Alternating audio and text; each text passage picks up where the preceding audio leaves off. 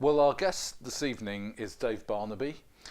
Dave started off as a telecoms engineer for many years, Correct. and then you did a bit of athletics and as you got a little bit older, unlike many of us. Yes. And then finally you took to political research, and you've got some very interesting things that you've discovered about the EU. But first I'd just like to hear about self-publishing, because you've actually you've self-published a few books.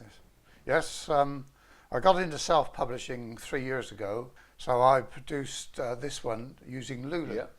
And after that I then thought, well, this is good fun. I then produced my own book, which I A Millennium wrote Walk.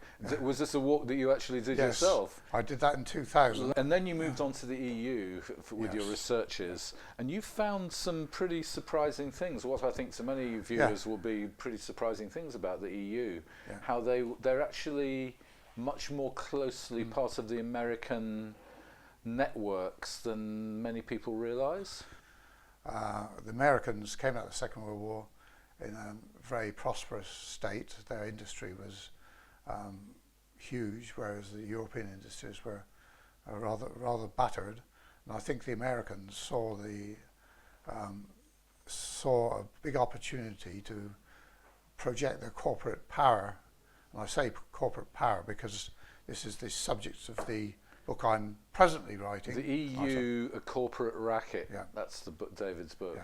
And it's a result of researches that I've been doing now for probably 10 or 12 years, because I was abroad most of my working life, and I was very mystified at how people in this country submitted to being governed by people in Brussels, and rather than their own MPs that they had elected. So I went down the Public Record Office 30 years after we'd entered the European Union, and found some rather startling material showing how our government had worked through various organisations within the civil service to promote the European Union to the people.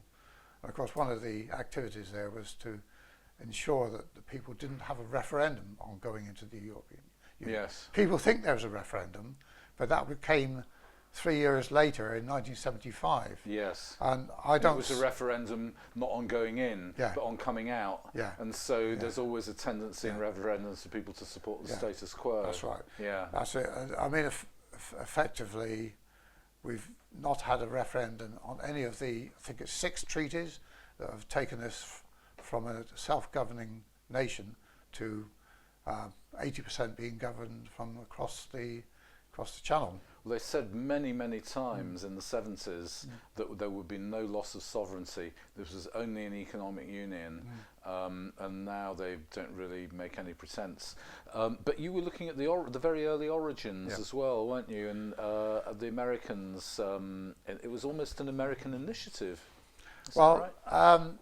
I think there were a lot of things going on in the Second World War. People were talking about United Europe.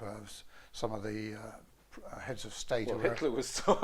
Hitler was the original European. And he came very. Europe. He actually drew out a blueprint for it, which some people say is the European Union's model. Well, I wouldn't like to comment on that. Put that to one side. But Churchill was very keen on Europe being united, and some people say he didn't mean Britain to be included in that. But I found out that Churchill was very ambivalent about the whole thing. Sometimes it seems as though he was looking for a substitute empire. The British Empire was coming to its end, closing down. And I think he and a lot of people that I've met who are of a certain age seem to wish that to continue, but they thought Britain's too small to carry on with this empire. But if we unite as Europe, then we can become the European, or become a new empire. We can dominate Europe. We can dominate the world. The world through Europe. Through Europe, and you see today. But the Americans weren't going to have that, were they? Yeah, that's what. Yeah. No, I think the Americans.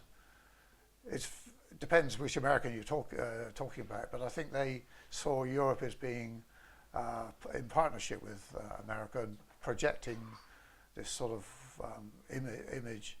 And Churchill did start off the European movement. He founded it, but he seemed to lose a bit of interest.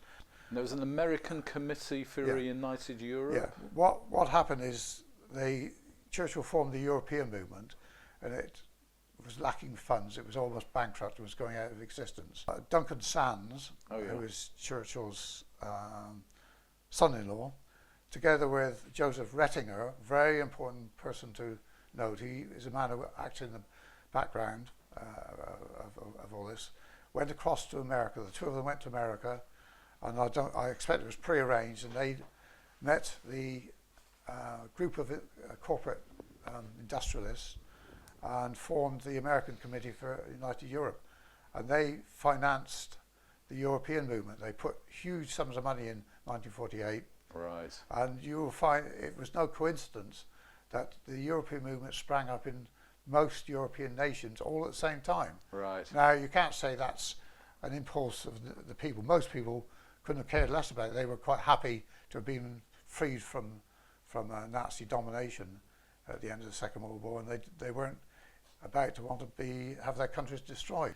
Well, Retinger, it's been discovered recently by Ambrose Pritchard Davis. He's done some research, and he's found out he was being financed by these American corporates, and later the CIA itself. He also started the Bilderbergers. I thought I recalled that name. Yeah. He's mentioned in Dennis Healy's autobiography. Yeah. He was Sikorsky's right-hand man during the Second World War. Right. And there's a chap, Phil Merest, who wrote a book about the European Union, and he accuses Retinger of actually having arranged Sikorsky's death in a plane crash. So Retinger's a sort of dark, sort of Svengali figure who acts in the background, works in the background. The European movement and the Bilderberg group. Yeah. You could say the European movement was it was a double sided effort, so to speak. One side was to win the people of Europe over and make them enthusiastic about giving up their sovereignty, but in gradual stages, of course. Yeah. And the other one was to get the corporate entities around the world to band together to finance this new Europe, which the corporates would dominate. Well, there's some statistic about for every one real lobbyist, there's about 10 corporate lobbyists in Brussels or something like that. I heard something along those lines. And then you've got this American Committee. It's a bit of a sort of non sequitur. American Committee for a United Europe. I mean, does that say it all?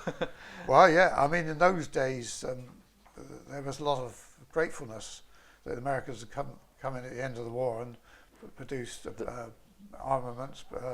Won the war for us. And several million troops. So although actually it was the Russians who won the war, and the Americans supported the Nazis for quite a long period. But people that's forgot what I was about going to say. I'd just like to read out some of the names of the corporates that were involved in forming ACU, the American Committee for United Europe.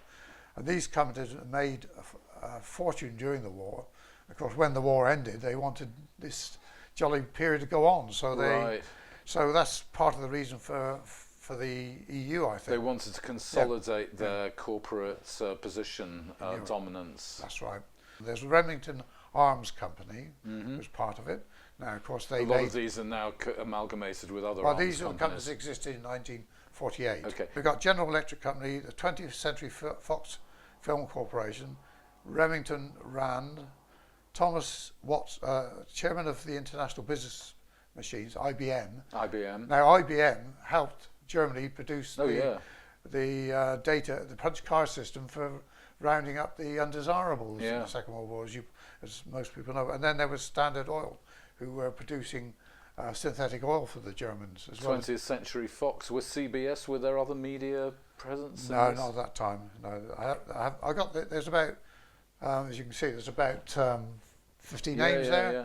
So I wouldn't want to bore you with reading all out, but you can see this was a powerful driving force, and their modus operandi was to get the European movement running. This was going to be the grassroots effort. This was their sort of front. Yeah. If they'd been a communist, the European movement would be called a front organisation, wouldn't it? Yeah, I think so. And Retinger is this interesting fellow. So he's been proven to have been financed by these corporates, by the Americans and the CIA, and he was founded the Bilderberg, as I just said, fronted by Prince Bernhard of the Netherlands. Yeah. Most people think it was Prince Bernhard's organisation, but Retinger was the man behind it. Yeah, and that's corroborated by Dennis Healy's autobiography. Is it? Yes, it is. Yeah, it's quite interesting to read that. Well, thanks very much, Dave. Yeah.